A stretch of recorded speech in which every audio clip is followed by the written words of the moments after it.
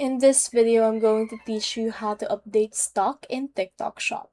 So in order to do that, you first need to head over right here into your products tab on your left sidebar. Now click on this manage products, and from there you can see all the products that you have available.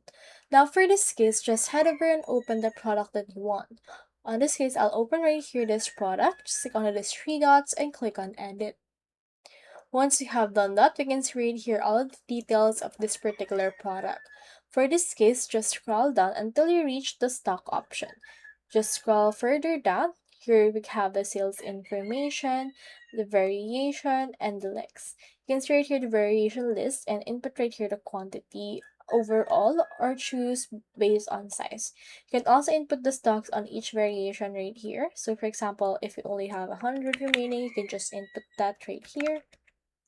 And then once you're done with everything, just head over and click on the update option that we have right here. So that's all there is today, and I hope this video helped you out.